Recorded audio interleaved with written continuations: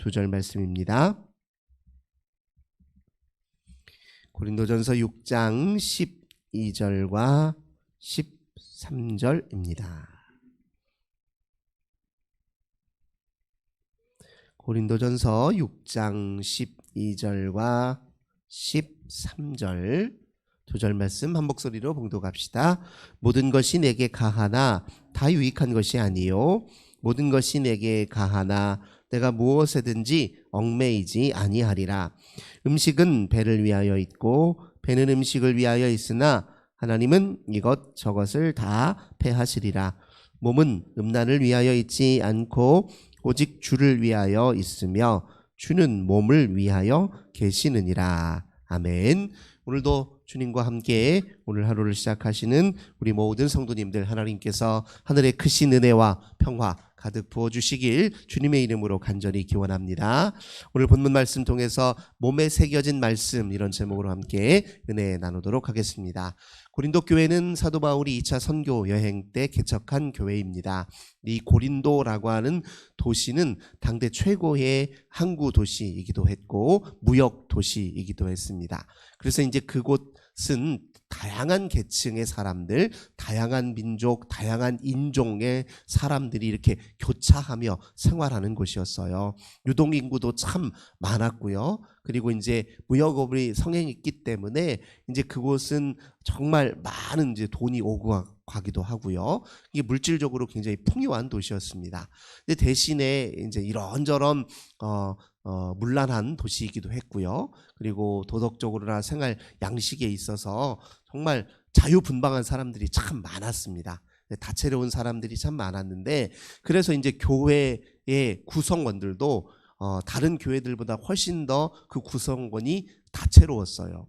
그러니까 다양한 사람들이 예수를 믿고 이제 함께 신앙생활을 이어갔는데요. 근데 문제는 무엇이냐면 우리가 신앙생활을 시작한다고 해서 옛날의 생활 양식이나 생활 방식 또는 몸에 새겨진 오래된 습관을 하루아침에 다 끊어낼 수는 없거든요. 예수를 믿더라도 우리가 예수님의 사람으로 달라지기까지 또 성숙해지기까지는 이제 과정이 필요합니다.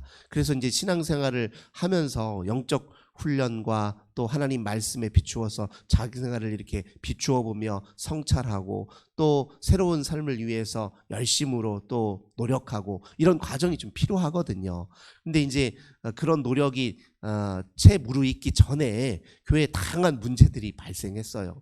예수를 믿는데 예전처럼 똑같이 바깥에서 생활하는 것처럼 똑같이 성적으로 문란하게 생활을 한다거나 그리고 쾌락을 일삼는다거나 또 음식 문제 특별히 이제 음식과 관련해서는 유대인들은 민감했거든요. 율법을 어렸을 때부터 오랫동안 잘 지켜왔기 때문에 율법에서 이제 부정하다 이렇게 명한 것들은 음식을 삼갑니다. 그게 습관이 오랫동안 되어 있었어요. 그래서 그 자기들이 먹지 못하는 음식들이 있어요. 그런데 이제 교회 안에서 예배를 드리고 나면 이제 음식을 서로 나눠 먹는 그런 오래된 전통이 있었지 않습니까? 근데 음식을 꺼내놓고 먹는데 유대인들이 보기에는 막 불편한 음식들이 그 자리에 나오기도 하고 그랬어요. 그러니까 여러 가지 면에서 교회 안에서 갈등들이 많이 생긴 거예요. 생활 방식이 워낙 다르고 몸에 새겨진 습관들이 서로 달라서 이런저런 이제 그 문제들이 발생했기 때문에 그런 문제들에 대해서 어떻게 지혜롭게 대응해야 되는지 바울이 이제 여러 면에서 이제 그 내용을 조언하고 영적으로 권면한 것이 이제 고린도 전후서다 이렇게 이해하면 좋을 것입니다. 특별히 이 몸의 그 문란한 생활과 관련해서 예전에 그렇게 행동했던 사람들은요 어떤 마음속에 세계관이 자리 잡고 있었냐면 근데 당시에 그 그리스 지역 이 지역에 큰 영향을 끼쳤던 그런 철학들은 어떤 철학들이냐면 다 예를 들면 에피쿠로스 학파라든가 스토아 학파라든가 이런 철학들이 발달해 있었고요. 그런 철학들은 더 근본적으로는 주전 5세기에 우리가 잘 아는 플라톤이라고 하는 아주 큰 스승 이 스승이 가르쳤던 철학의 사조 아래서 이제 그런 철학들이 발달을 합니다. 그런데 이제 그런 철학들이 이제 왜곡되고 또 그 진리의 본질적 의미가 제대로 헤아려지지 못해서 나타나는 여러 오해들이 있었어요.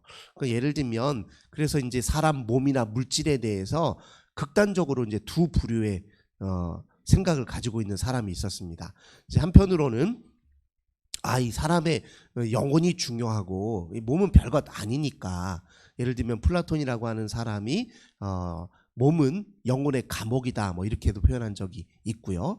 진짜 본질적인 것은 이데아라고 해서 보이지 않는 이 모든 존재하는 것들의 원형이라고 할 수 있는 이데아가 진짜고, 눈으로 보이는 이런 물질 세계 이런 것들은 현상에 지나지 않는다. 뭐 이런 식의 이렇게 강조하는 이제 철학을 이제 오해해서, 아니 뭐 이거 몸은 아무것도 아닌데, 물질에 지나지 않는데, 영혼이 중요한데, 몸의 욕구를 내가 내 마음대로 채우고 내가 내 몸이 원하는 대로 마음대로 한다고 해서 무슨 문제가 있겠어. 그래서 한편으로는 자기 몸의 욕구를 절제하지 않고 자기 몸의 욕망에 따라서 이렇게 자유분방하게 사는 사람들이 있어요. 영혼이 중요하니까 영혼 관리만 잘하면 되지 않나 이렇게 생각하는 사람이 있고요. 정반대로 이 몸이라고 하는 것은 이게 영혼에 비해서 이거 악하고 이거 열등한 것이고 아주 쓸데없는 것이기 때문에 내가 가능하면 몸의 욕구를 다 절제해야지.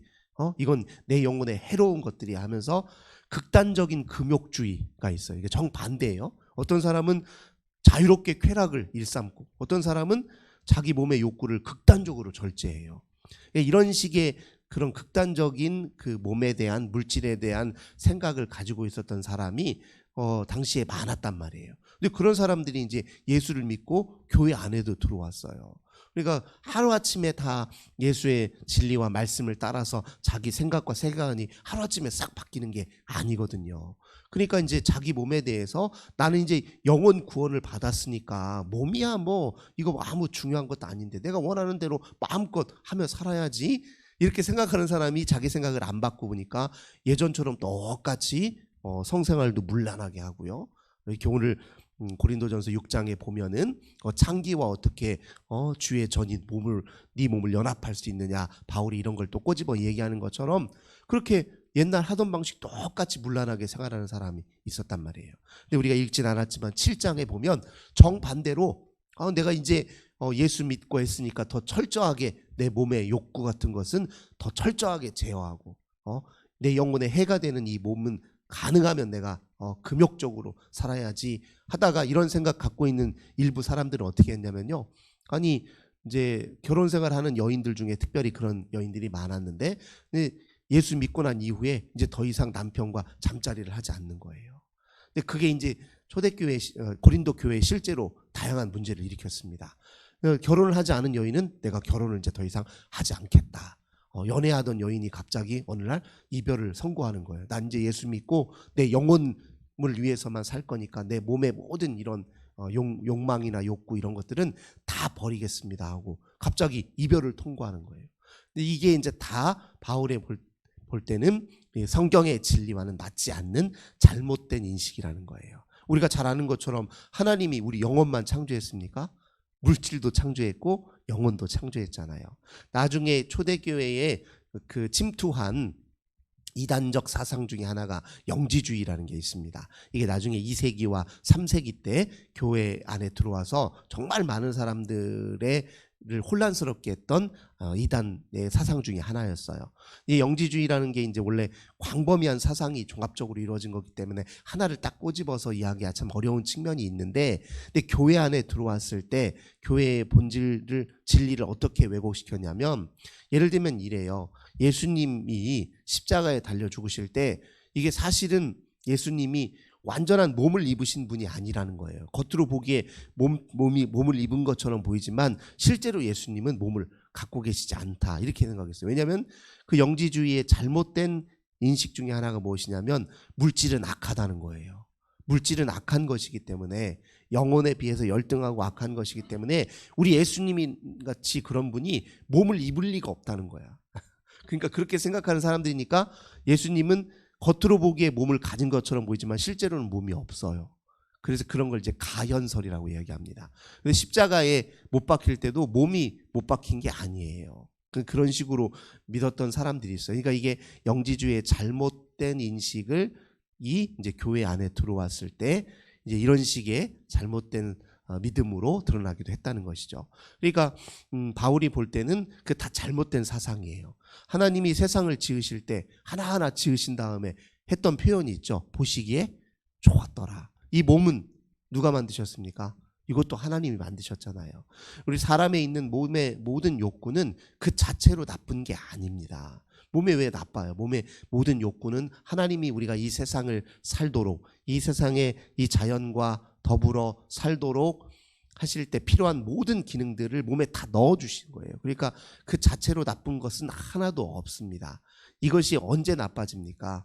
이걸 절대화시키거나, 예를 들면 몸의 감각이나 몸의 욕구를 지나치게 집착해서 그걸 절대화시키거나, 거기에 내 온통 내 정신과 내 모든 생활을 다 쏟아넣는 거나, 더 나아가서 자기 욕망을 채우느라고 다른 사람에게 해를 입히거나, 더 나아가서 그 몸의 욕망과 쾌락 때문에 하나님을 잊어버린다거나, 이렇게 자기 몸의 욕구를 잘못 사용했을 때 이제 그게 문제가 되는 것이지, 그 자체로 나쁜 건 아니잖아요. 이 몸이라고 하는 것이 얼마나 신비스러운 것입니까? 사실 몸을 잘 관찰해 보면요, 이게 우리 몸이 내 것이 아니에요. 예를 들면 심장이 뛰고 있는데 이게 내 맘대로 이거 조절할 수 있나요? 잠깐 멈춰, 한 10분만 멈췄다가 다 한 15분 후에 다시 뛰어. 마음대로 못 하잖아요. 이 몸의 생명, 이거 내 맘대로 할 수 있습니까? 아니잖아요. 이 몸이 전부 다 내 것이 아니라 본질적으로 다 하나님 것이거든요. 이 몸을 구성하고 있는 이 모든 것도 다 내 게 아닙니다. 내 몸에서 내 몸을 유지하고 있는 이 물 다 어디서 온 거예요? 오늘 아침에도 일어나자마자 물 한 잔씩 드셨죠? 그거 다 물 내가 만든 겁니까? 아니잖아요. 그 물 먹어야 내 몸의 70%가 물로 이루어졌는데, 그러니까 내 몸을 이렇게 잘 살펴보면요, 내 것이 하나도 없어요. 내 것이. 그럼 우리가 본래 내 것이 아니라 하나님 것이다 라고 하는 몸만 이렇게 잘 살펴도요, 사람이 겸손해집니다. 이 몸이라고 하는 것이 주어진 감각이라는 게요, 이 얼마나 또 중요합니까? 이게 바깥 세계, 이 자연 세계와 서로 만나고 교류하는 일종의 창이에요. 통로 역할을 합니다. 몸에 감각이 있어야, 눈이 있어야 바깥 세계가 어떤지를 보는 것이고, 귀가 있어야 들리는 것이고, 또 감각이 있어야 또 느껴지는 것이잖아요. 우리의 몸에 느낌이라고 하는 것도 다 마찬가지인데, 감각과 외부 대상이 접촉했을 때 느낌이 일어나고 경험을 우리가 할 수 있는 것이잖아요. 그러니까 몸의 감각이라는 건 굉장히 신기한 일이고, 이게 다른 이 바깥 세계와 소통하기 위한 중요한 창입니다. 그러니까 몸을 잘 이렇게 살피고 보면 참 신비한 거예요. 하나님이 어떻게 이런 우리의 몸을 조화롭게 이렇게 구성하셨나. 이 몸을 보면요, 하나의 전체의 굉장히 서로 정말 헤아리기 어려운 신비스러운 과정으로요, 하나가 유기적으로 잘 연결되어 있어요. 모든 우리 몸의 보통 병이라고 하는 게 언제 드러나냐면, 이 몸의 자연스러운 흐름들이, 이 메커니즘이 깨졌을 때 몸에 병도 찾아오고 아프기도 하는 거거든요. 원래 건강한 사람들은 몸이 적절하게 잘 조화롭게 잘 알아서 움직여요. 몸에 자정작용도 있고요. 몸이 자기 기능을 유지하기 위한 이런 힘을 뭐라고, 항상성이라고 얘기하는데요. 항상성이라는 게 있어요. 건강한 상태를 유지하기 위해서 몸이 자동적으로 이렇게 움직인단 말이에요. 근데 그런 법칙과 원리가 다 어디에서 온 거예요? 내가 만들었습니까? 내가 만들어서 심은 것 아니잖아요. 이거 다 하나님이 우리를 지으실 때 거기에 본래 그런 원리와 특성과 법칙을 내재해 놓으셨단 말이에요. 몸 자체가 어떻게 보면 하나님의 신비의 통로입니다. 그러니까 몸을 잘 생각하면 이거 하나님이 내게 허락하신 건데, 그렇게 생각하면, 그리고 이거 내 것 하나도 없는데, 이렇게 생각하면 겸손하게 자기 몸을 대해야죠.